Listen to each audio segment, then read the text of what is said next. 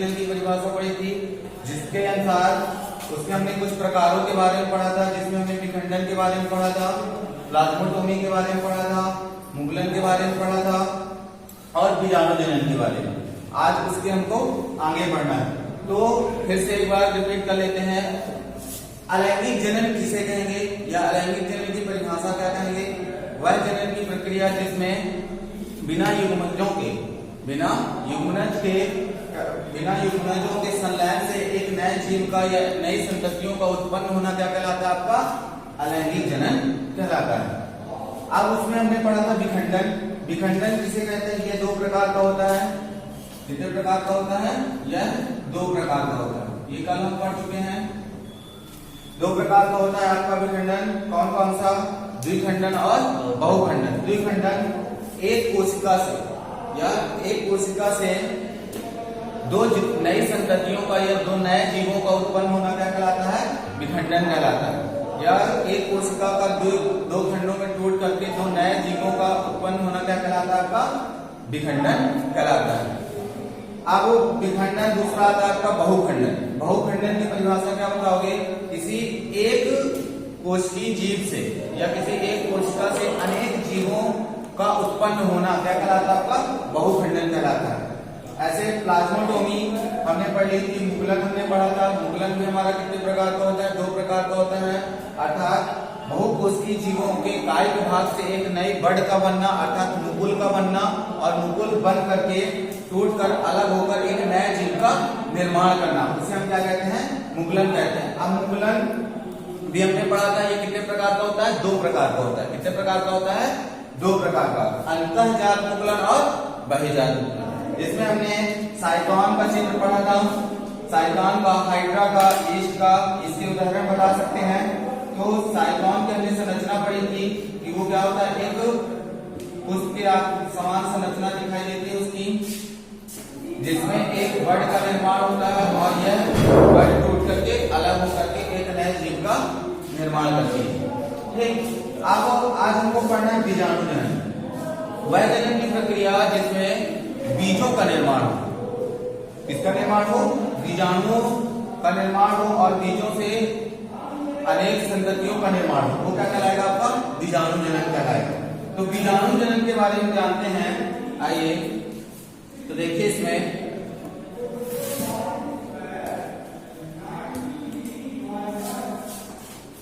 बीजाणु जनन किसे कहेंगे? बीजाणु जनन। तो देखिए इसमें बीजाणु जनन की परिभाषा, जनन की वह प्रक्रिया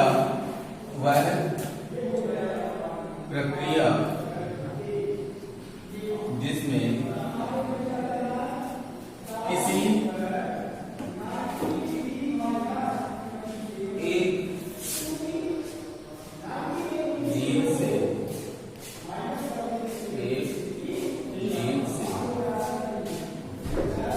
बीजों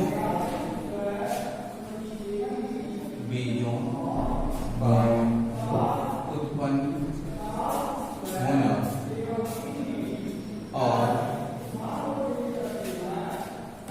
होना और विभिन्न और अनेक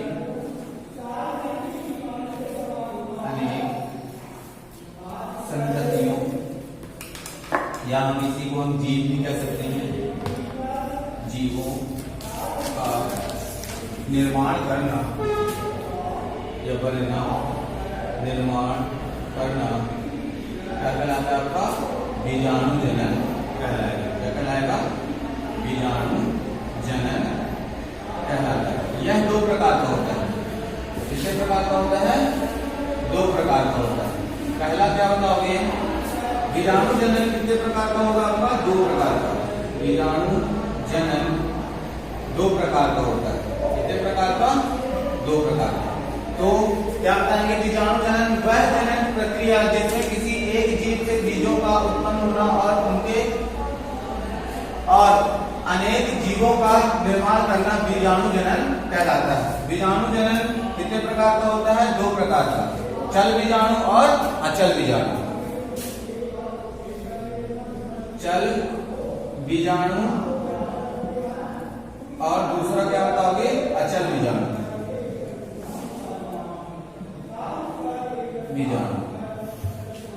तो देखिए चल बीजाणु किसे कहेंगे? चल बीजाणु ऐसे बीज या ऐसे जीव जो किसी माध्यम की सहायता से, चाहे वो हवा के माध्यम से हो या किसी जीव के माध्यम से हो, एक स्थान से दूसरे स्थान चले जाए, वो क्या कहलाते हैं? चल बीजाणु कहलाते हैं। क्या कहलाते हैं? चल बीजाणु।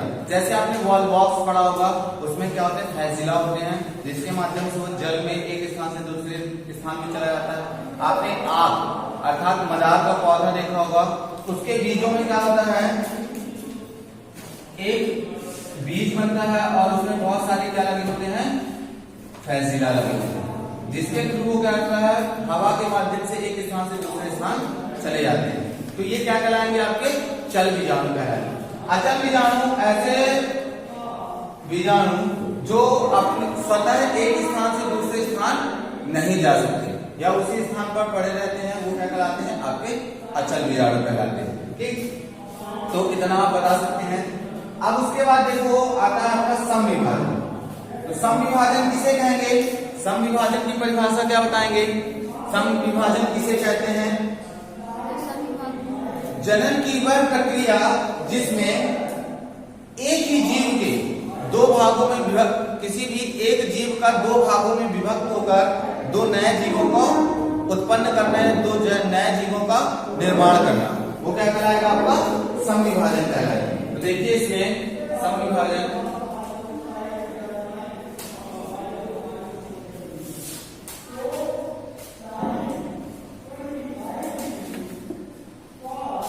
समविभाजन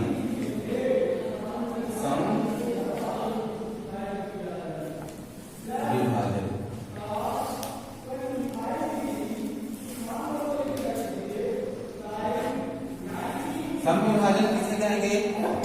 वह प्रक्रिया जिसमें किसी एक जीव का दो खंडों में विभक्त होकर के दो नए जीवों का निर्माण करना, या समान रूप से विभक्त होकर के उसी प्रकार दो नए जीवों का निर्माण करना क्या कहलाता है? आपका समविभाजन कहलाता है। इसी परिभाषा क्या बताओगे? किसी भी एक जीव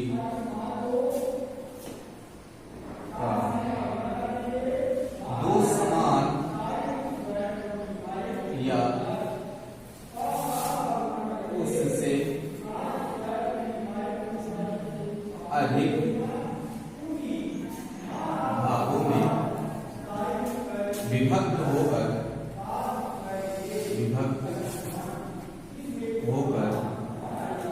जीवों को उत्पन्न करना, जीवों को उत्पन्न करना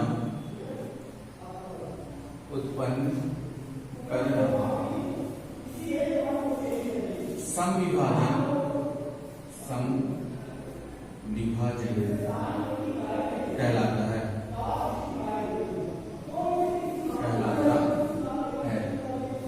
ठीक, इसी प्रकार आपका आता है दूसरा, समविभाजन के बाद आता है पुनरुद्भवन। क्या आता है? पुनरुद्भवन।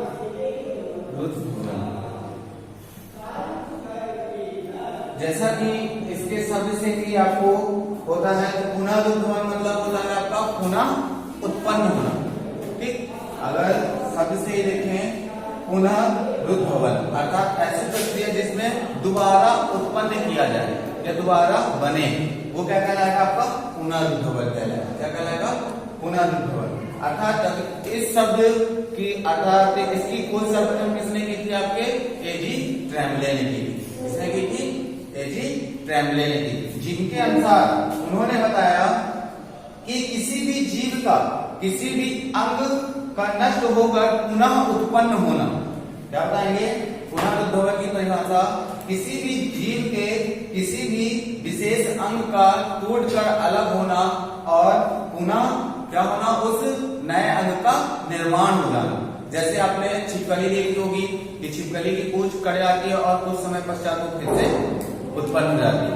ठीक, तो ये इसका सबसे अच्छा उदाहरण है। ऐसे बहुत सारे उदाहरण, जैसे आपने ऑक्टोपस देखा होगा, स्टार फिश देखी होगी आपने, प्लेनेरिया हालांकि आपने नहीं देखा होगा। तो प्लेनेरिया में क्या होता है, पुनरुद्भवन की क्षमता सबसे अधिक होती है। ठीक, ध्यान रखिएगा। तो देखिए इसमें पुनरुद्भवन, इस की खोज सर्वप्रथम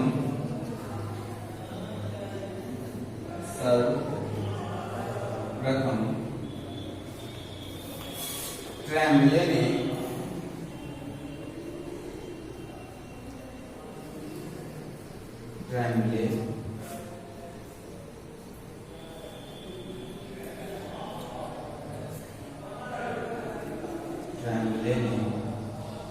की थी, जिनके अनुसार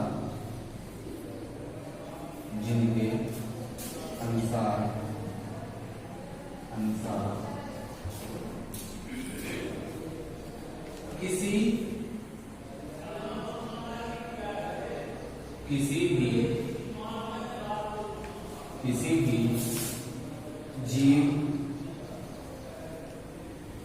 के किसी विशेष अंग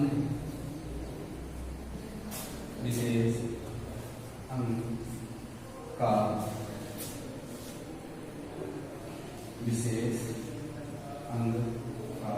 नष्ट हो जाना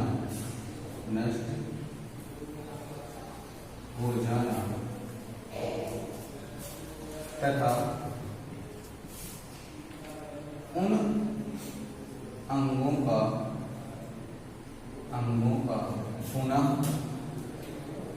पुनः उत्पन्न होना या निर्माण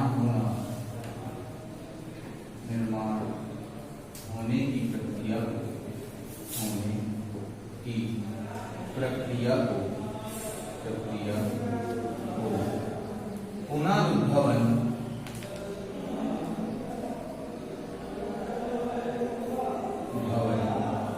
कहते हैं। उदाहरण क्या लिखेंगे, जैसे आपका प्लेनेरिया हो जाएगा। ठीक है, आर्थ्रोपोडस के आपके संघ के जीव कहला जाएंगे, जितने भी, जैसे आप प्राण भी लिख सकते हैं इसमें। ठीक है, आपका ऑक्टोपस भी लिख सकते हैं। ठीक, और दूसरा क्या बताएंगे, सामान्य उदाहरण के रूप में आपका छिपकली, लिजर्ड, जो आप सामान्य रूप से घरों में देख सकते हैं। ठीक, तो ये आपका उदाहरण हो जाएगा, जैसे स्टार फिश। ठीक, और दूसरा क्या बताएंगे, छिपकली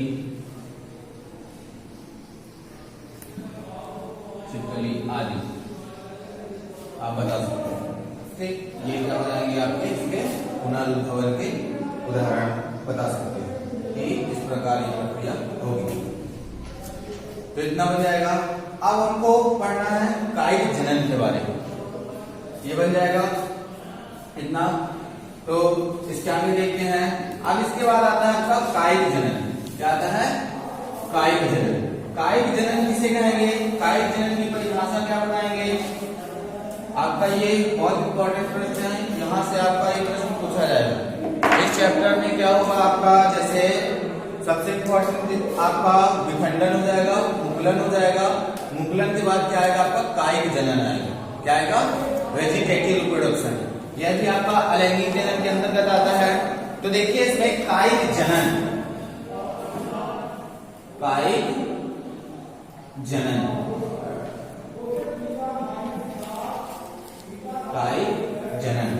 कायिक जनन किसे कहेंगे, कायिक जनन की परिभाषा क्या बताएंगे, अर्थात पौधे के किसी भी मात्र भाग से, हम इसकी परिभाषा अगर कहें कि पौधे के किसी भी मात्र भाग से एक नए पौधे को विकसित करना या उत्पन्न होना क्या कहलाता है, आपका कायिक जनन कहलाता है। इसी को हम वेजिटेटिव रिप्रोडक्शन कहते हैं।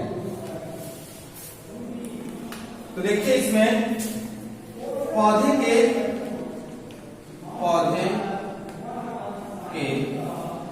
मातृ भाग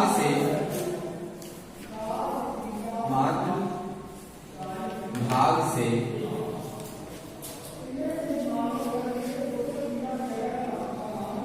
एक नए जीव को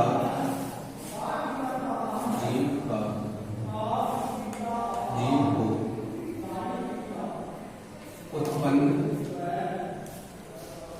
करने की प्रक्रिया को कायिक जनन कहते हैं। या फिर अगर हम दूसरे शब्दों में कहें कि पौधे के किसी भी मातृ भाग से पौधे के किसी भी मातृ भाग से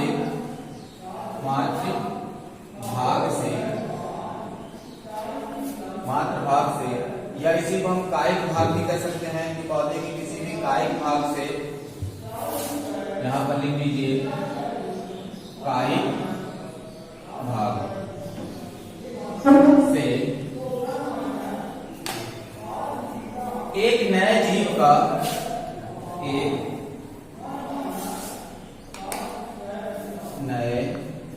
का उत्पन्न होना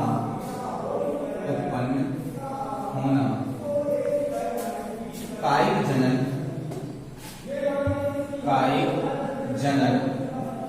कहलाता है। ठीक, तो इतना आप बता सकते हैं कि पौधे के किसी भी मातृ भाग से, जैसे आपका ये एक पौधा है, तो पौधे के कितने भाग होते हैं? आपके 3 भाग होते हैं, जड़, तना, पत्ती। ठीक, तो पौधे के किसी भी कायिक अर्थात ऊपरी सतह से एक नए पौधे को विकसित करना या उत्पन्न करने की प्रक्रिया को हम क्या कहते हैं? कायिक जनन कहते हैं, या इसी को कायिक जनन कहलाता है, ये हम कह सकते हैं। उदाहरण के लिए अब यह कितने प्रकार का होता है? 2 प्रकार का होता है। कितने प्रकार का होता है? कायिक जनन 2 प्रकार का होता है। कायिक जनन 2 प्रकार का होता है, 2 प्रकार का होता है। कितने प्रकार का होगा? 2 प्रकार का। पहला क्या बताएंगे? जिसे हम प्राकृतिक कायिक जनन कहेंगे, अर्थात ऐसा जनन जो पेड़ पौधों तथा प्रकृति द्वारा स्वतः होता, उसमें मानवों को किसी प्रकार से कोई हस्तक्षेप नहीं होता, उसे हम क्या कहते हैं? प्राकृतिक कायिक जनन कहते हैं। और दूसरा आएगा आपका कृत्रिम, आर्टिफिशियल, अर्थात मानवों के हस्तक्षेप द्वारा उत्पन्न किए जाने वाले जीव जंतुओं को हम क्या कहते हैं? कृत्रिम जनन कहते हैं। तो देखो इसमें पहला आएगा आपका प्राकृतिक कायिक जनन। ठीक, प्राकृतिक कायिक जनन। दूसरा आपका क्या कहलाएगा? कृत्रिम कायिक जनन, या इसी को हम क्या कह सकते हैं? प्राकृतिक कायिक जनन को आपका नेचुरल वेजिटेटिव रिप्रोडक्शन। ठीक, और कृत्रिम कायिक जनन को हम क्या कहेंगे? Artificial vegetative reproduction. अब इनकी परिभाषा जानते हैं। कायिक जनन की परिभाषा क्या बताओगे? वह जनन की प्रक्रिया जिसमें बिना मानवों के हस्तक्षेप द्वारा पेड़ पौधों के किसी भी भाग से नए पौधों का विकसित होना क्या कहलाता है? आपका कायिक जनन कहलाएगा। क्या कहलाएगा? कायिक जनन कहलाएगा। अर्थात पौधों के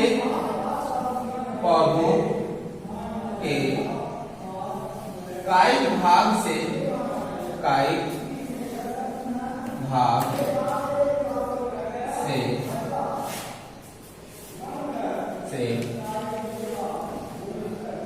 नए जीवों का पौधों के कायिक भाग से नए जीवों या पौधों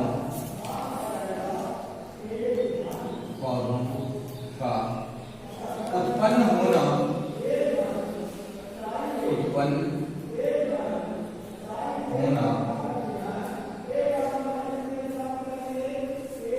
जिसमें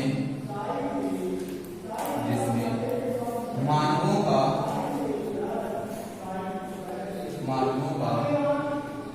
किसी भी प्रकार का कोई हस्तक्षेप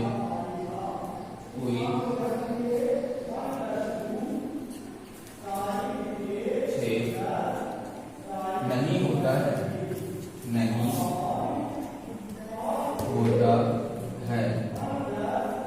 उसे क्या कहते हैं? कायिक जनन कहते हैं। ठीक, या फिर उदाहरण के लिए अब कायिक जनन कितने प्रकार का होगा इसके बारे में भी पढ़ेंगे। अब कृत्रिम कायिक जनन की परिभाषा पढ़ते हैं। तो कृत्रिम कायिक जनन की परिभाषा क्या बताएंगे? देखिए, कृत्रिम कायिक जनन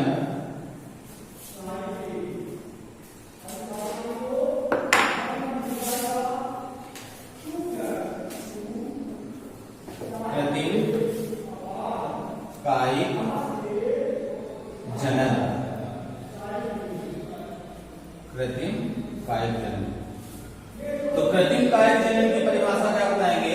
जनन की वह प्रक्रिया जिसमें मानवों के हस्तक्षेप द्वारा, इसके द्वारा जनन की वह प्रक्रिया जिसमें मानवों के हस्तक्षेप द्वारा जीवों को उत्पन्न किया जाए या पौधे के किसी भाग से नए जीवों को उत्पन्न किया जाए, उसे हम क्या कहते हैं? कृत्रिम कायिक जनन कहते हैं। तो जैसे कि हमने अभी कायिक जनन के प्रकार पढ़े, कायिक जनन के प्रकार, तो हमने पढ़ा कि कायिक जनन कितने प्रकार का होता है? 2 प्रकार का होता है। कायिक जनन कितने प्रकार? कायिक जनन के प्रकार, कायिक जनन कितने प्रकार का होता है? आपका 2 प्रकार का होता है। कितने प्रकार का? 2 प्रकार का। ठीक, कौन कौन सा आपका? पहला तारीख हो गया प्राकृतिक कायिक जनन, प्राकृतिक कायिक जनन, प्राकृतिक कायिक जनन। दूसरा क्या बताएंगे? कृत्रिम कायिक जनन, कृत्रिम कायिक जनन। इनकी हमने नेक्स्ट वीडियो में इनकी परिभाषाएं पढ़ ली थी। ठीक है, आप आज हमको पढ़ना है प्राकृतिक कायिक जनन के प्रकार। प्राकृतिक कायिक जनन के प्रकार, प्राकृतिक कायिक जनन के प्रकार। तो इसमें देखिए, प्राकृतिक कायिक जनन के प्रकार में प्राकृतिक कायिक जनन, प्राकृतिक कायिक जनन 3 प्रकार का होता है। जनन मुख्यतः 3 प्रकार का होता है। 3 प्रकार से होता है। कितने प्रकार से होता है? 3 प्रकार से। पहला क्या बताएंगे? आपका जड़ों द्वारा,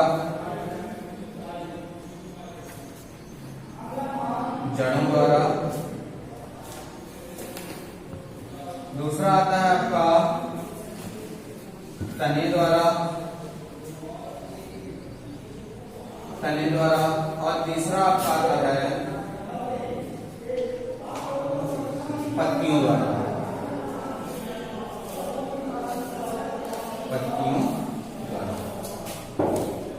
तो जैसे हमने कायिक जनन की परिभाषा पढ़ी थी कि कायिक जनन किसे कहते हैं? पौधे के किसी भी मात्र भाग से एक नए पौधे का उत्पन्न होना या विकसित होना क्या कहलाता है? आपका कायिक जनन कहलाता है। कायिक जनन कितने प्रकार का होता है? 2 प्रकार का होता है। कौन कौन सा? आपका प्राकृतिक कायिक जनन और कृत्रिम कायिक जनन। तो हमने प्राकृतिक कायिक जनन पढ़ा था। ऐसा वह जनन की प्रक्रिया जिसमें प्राकृतिक रूप से पौधे के किसी भी कायिक भाग से या मात्र भाग से एक नए पौधे का विकसित होना क्या कहलाता है? आपका प्राकृतिक कायिक जनन कहलाता है। और यह हमने दूसरी की परिभाषा पढ़ी थी कि वह जनन की प्रक्रिया जिसमें मानवों के बिना हस्तक्षेप के पौधों के किसी भी भाग से एक नए पौधे का विकसित होना या एक नए जीव का विकसित होना क्या कहलाता है? आपका कायिक जनन कहलाता है। ठीक है, तो अब देखिए इसमें कृत्रिम कायिक जनन में हमने परिभाषा पढ़ी थी कि जनन की वह प्रक्रिया जिसमें आपका मानवों के हस्तक्षेप द्वारा, किसके द्वारा?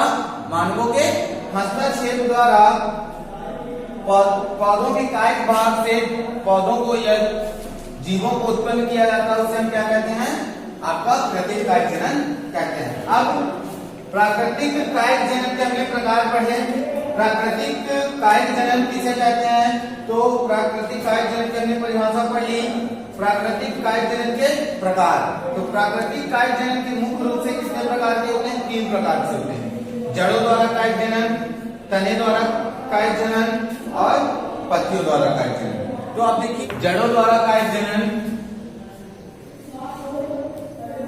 जड़ों द्वारा कायिक जनन, तो इसकी परिभाषा क्या बताएंगे? अर्थात जड़ों के किसी भी भाग से या जड़ों के मात्र भाग से एक नए पौधे का विकसित होना क्या कहलाता है? आपका जड़ों द्वारा कायिक जनन कहलाता है। तो देखिए जड़ों में कायिक जनन अर्थात पौधों के जड़ों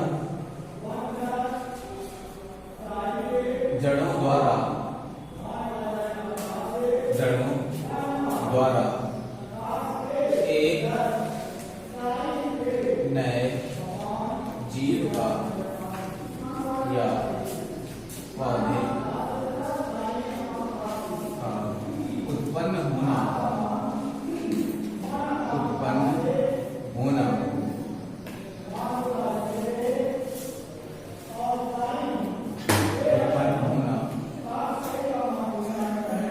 जड़ों द्वारा कायिक जनन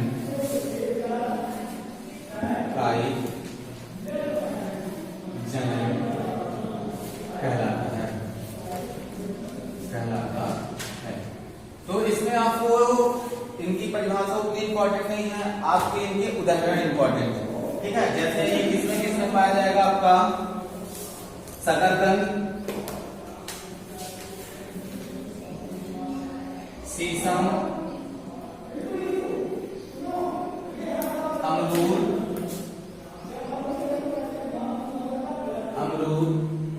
आदि। मतलब ये ऐसे पौधे होते हैं जिनकी जड़ों को अगर हम केवल जड़ों को लगा दे तो एक नया पौधा क्या हो जाएगा? विकसित हो जाएगा। और इसमें जैसे आप और लिख सकते हो, जैसे सदावर हो गया,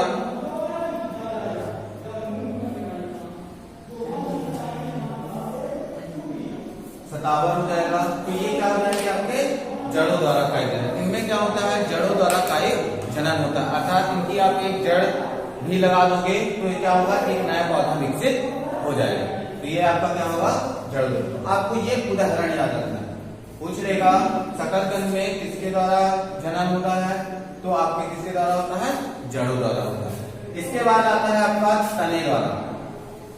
इनमें भी जड़ों में भी कई प्रकार आते हैं आपके, अंतः भूस्तरी, भूस्तरी। ठीक है, तो इनमें भी आप क्या बता सकते हो?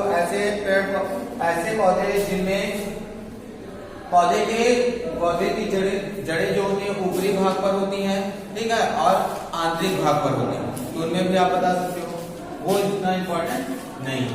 अब जैसे देखते हैं अपन तने द्वारा, तने द्वारा कायिक जनन, कायिक जनन। तने द्वारा कायिक जनन, तो अब इसमें क्या बताएंगे, अर्थात पौधे के तने से एक नए पौधे को विकसित करने की क्षमता या उत्पन्न होना क्या कहलाता है, आपका तने द्वारा कायिक जनन कहलाता है। अर्थात पौधे के तने से एक नए जीव को उत्पन्न करना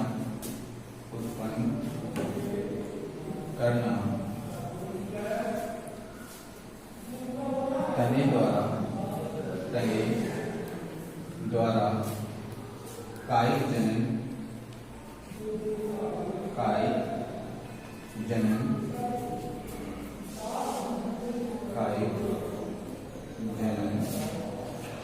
कहलाता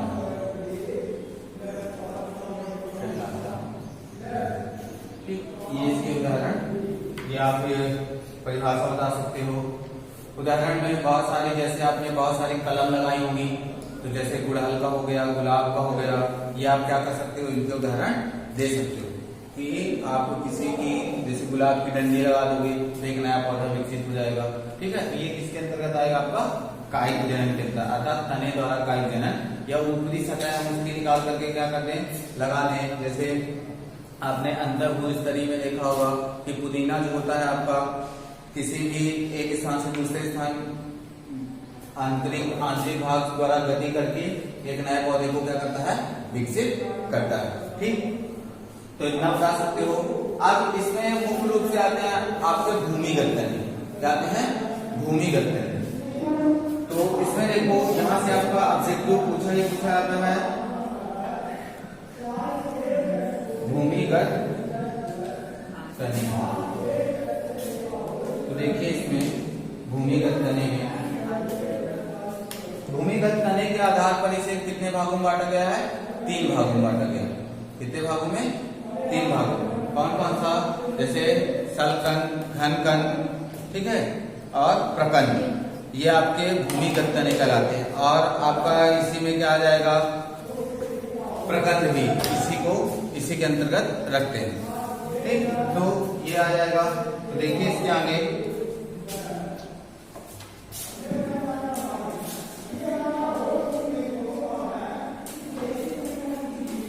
इसमें हम पढ़ेंगे भूमिगत तनों के बारे में।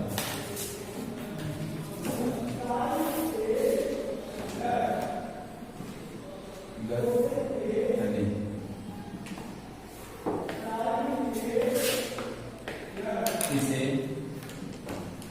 निम्नलिखित भागों में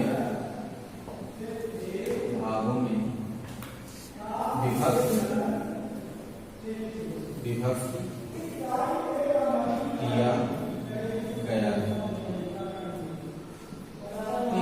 तो पहला आता है आपका प्रकंद। क्या आएगा, प्रकंद।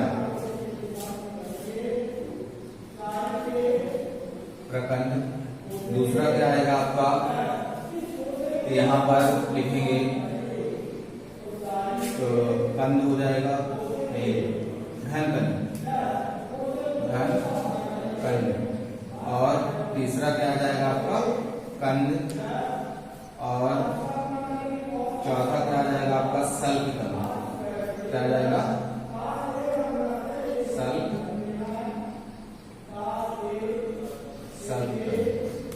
इनके बारे में। तो प्रकंद की परिभाषा क्या बताएंगे, प्रकंद किसे कहेंगे, पौधे का या तने का ऐसा भाग जो क्या करता है, आपके क्षैतिज दिशा में वृद्धि करता है। क्या करता है, क्षैतिज दिशा में वृद्धि करता है, प्रकंद कहलाते हैं। क्या कहलाते हैं, प्रकंद। अर्थात भूमिगत ऐसे तने जो क्या करते हैं, भूमि के नीचे आपके क्षैतिज दिशा में, अर्थात तिरछा ग्रोथ करेंगे। कैसे ग्रोथ करेंगे, टेढ़ा। जैसे आपने अदरक देखा होगा, प्रकंद की परिभाषा क्या होता है, ऐसे भूमिगत तने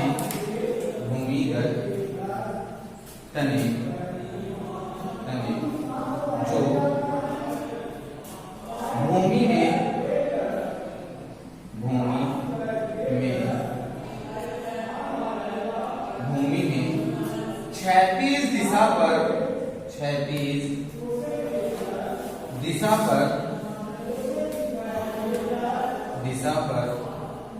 वृद्धि करते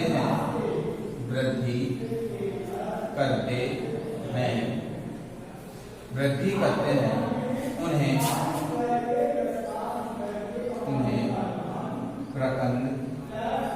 प्रकंद कहते हैं।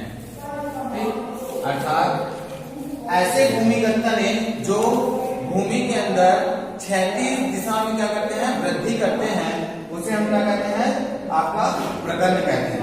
तो इसके उदाहरण देखिए, इसके उदाहरण क्या बताएंगे, जैसे आपने हल्दी देखी होगी, हल्दी, ठीक है, आपने अदरक देखा होगा, अदरक, और आपने और भी ऐसे, जैसे सामान्य भाषा में हम उसे कछोर बोलते हैं।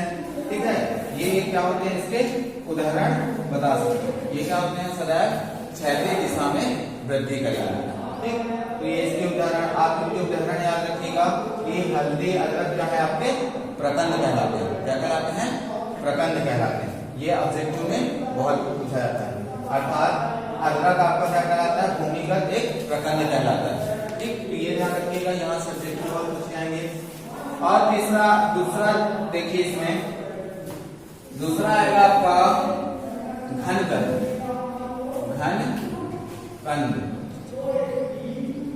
घनकंद की परिभाषा क्या बताएंगे, ऐसे घनकंद की परिभाषा, ऐसे भूमिगत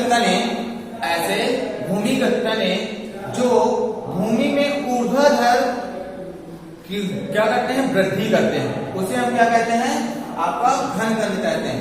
जैसे आपने क्या देखा होगा, अरबी जिमीकंद,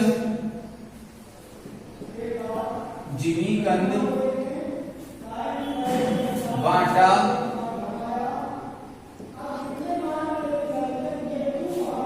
ये आपके उदाहरण।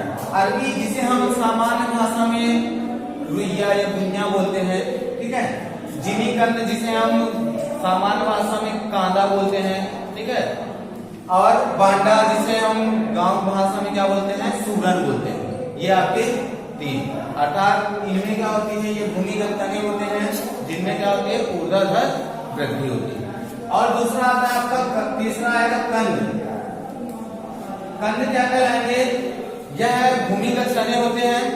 क्या कहलाएंगे, भूमिगत तने। अर्थात इसका उदाहरण क्या लिखोगे, आलू। इसके अंतर्गत क्या आएगा आपको, आलू। इसका उदाहरण बता सकते हो कि आलू जो होता है यह भूमिगत तने के अंतर्गत आएगा। अर्थात ऐसे कंद की परिभाषा क्या बताएंगे, ऐसे भूमिगत तने जो भूमि में उपस्थित खनिज पदार्थों को अवशोषित कर गोल संरचना या कंद के समान संरचना का निर्माण करते हैं, उन्हें हम क्या कहते हैं, आपके कंद कहते हैं। ठीक, जैसे आपका आलू हो जाएगा, और भी बहुत से जैसे कंदमूल हो गए, ठीक है। ये आप इनके उदाहरण दे सकते हो। तो ये ध्यान रखिएगा कि आलू क्या है, आपका एक भूमिगत तना है।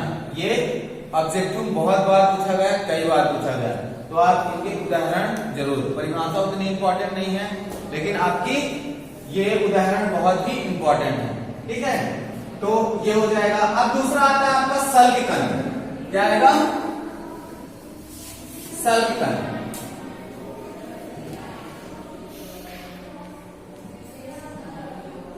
सल्ककंद में देखिए, सल्ककंद की परिभाषा क्या बताएंगे कि किसे कहेंगे, सल्ककंद। सल्ककंद ऐसे, जैसे आपने लहसुन देखा होगा, प्याज देखा होगा, तो उनमें क्या होती है, परत बाई परत क्या होती है, एक लेयर बनती चली जाती है। जैसे आपने प्याज देखा होगा, तो प्याज की लगभग संरचना आपने ऐसे देखी होगी। यहाँ पर क्या होता है, छोटी छोटी रूट्स होती हैं, जिसे हम क्या कहते हैं, एडवेंसिस रूट कहते हैं, ठीक। और यहाँ पर उसका तना निकला जाता है, ठीक। यहाँ पर क्या होती है, लेयर बाय लेयर ऐसे उसमें डेवलप है। तो आपने प्याज की संरचना देखी होगी, है ना। तो ये क्या कहलाएंगे, आपके सल्क कंद कहलाएंगे। क्या कहलाएंगे? सल्क कंद। ठीक, तो ये किसका उदाहरण कहला जाएगा आपका? सल्क कंद का। ठीक है, ये आपका सल्क कंद कहलाएगा। अर्थात ऐसे भूमिगत कण जो खनिज पदार्थ का भोज्य पदार्थों को अवशोषित करके एक बल्ब नुमा संरचना या ट्यूब नुमा संरचना का निर्माण करते हैं, वो क्या कहलाते हैं? सल्क कंद कहलाते हैं। ठीक, तो बन जाएगा इतना। तो यहाँ से आपको क्या आना है? ऑब्जेक्टिव आना है। इसको आप अच्छे से पढ़े रहिएगा। इसके आगे हम कल पढ़ेंगे। ठीक, नेक्स्ट वीडियो पर इसके आगे की जितनी भी परिभाषाएं हैं उनको पढ़ेंगे। और जो भी आपको ना समझ में आया हो, जो भी परिभाषा और पूछना है, तो आप नीचे कमेंट बॉक्स पर लिख करके भेज सकते हैं। उसको आप का जो भी होगा सोल्यूशन, या फिर आप व्हाट्सएप नंबर में आप मैसेज कर सकते हैं और उससे पूछ सकते हैं।